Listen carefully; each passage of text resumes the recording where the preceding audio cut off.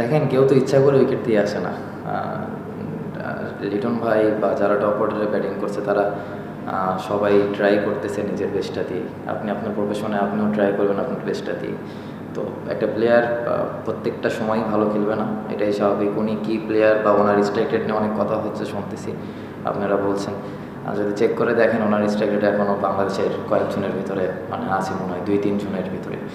তো একটা মানে ওয়ার্ল্ডের যত বড় ব্যাটসম্যানই হোক প্রত্যেকটা ম্যাচ সে ভালো খেলবে না বা প্রত্যেকটা সিরিজ সে ভালো খেলবে না, ডাউন হবে।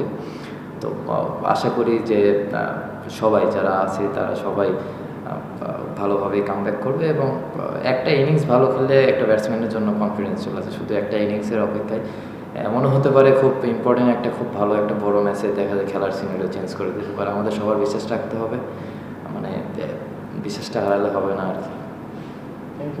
আউট সম্পর্কে কি বলবো, আউট তো যে কোনো রকমই হতে পারে। বোল্ড তো আউট না, বোল্ড ক্যাচ এগুলো তো আউটের মধ্যেই পড়ে। ঠিক আছে, দুই একটা ইনিংস এদিক ওদিক হতেই পারে। আবার যেদিন ভালো শুরু করবে দেখবেন যে তারাই ম্যাচ জিতাইতেছে, তারাই টপ অর্ডারে ব্যাটিং করে, তারাই দেখবেন একদিন 100 মেরে ম্যাচটা আমাদের জন্য আমাদের টিমের জন্য কন্ট্রিবিউট করবে। না, পাওয়ার প্লেতে কত হলে মানে আপনাদের দিক থেকে পাওয়ার প্লেতে কত হলে ভালো একটু বলবেন? 45-50, হ্যাঁ এটা ডিমান্ড করে। যদি আমাদের উইকেট আমাদের হাতে যদি উইকেট থাকে, উইকেট যদি আরও 2-3টা পড়ে যায় তাহলে তো ধরেন 45-60 সব দিনই হবে না, কিন্তু হ্যাঁ একটু হয়তো বা 5-7-10 রানের এদিক ওদিক হয়েছে যেটা আমার কাছে মনে হয়। যদি আমাদের ব্যাটসম্যানরা শুরুটা ভালো করে আর একটু, তাহলে এটাও কভার হয়ে যাবে। উইকেটটা আমরা হারাইছি দেখে আমাদের রানটা মনে হয় 5-10 রান শর্ট হয়েছে। আপনি যদি দেখেন এখানে 3টা ম্যাচ হয়েছে, 3টা ম্যাচের একটাতেও পাওয়ার প্লেতে খুব একটা বেশি রান হয়নি, কারণ উইকেটে একটু হেল্প ছিল, বোলারদের জন্য হেল্প ছিল, আমাদের ব্যাটসম্যানও পারেনি, ওদেরও পারেনি। কিন্তু আমরা যদি ওই উইকেটগুলো একটু কম হারাইতাম তাহলে 10 রান 15 রান এটা কাভার হয়ে যেত। তো ইনশাল্লাহ আশা করি যে সামনের দিকে এটা ঠিক হয়ে যাবে ইনশাল্লাহ। আমি এমন জায়গায় ব্যাটিং করতেছি সেখানে এমনও হতে পারে পাওয়ার প্লেতেও নামা লাগতে পারে এবং দেখা যায় 10-15-16 ওভার পরও নামা লাগতে পারে এবং প্রথম ওভারেও নামা লাগতে পারে। তো আমার দিক থেকে প্রথমে আমি ম্যাচটা কি ডিমান্ড অনুযায়ী খেলার ট্রাই করি।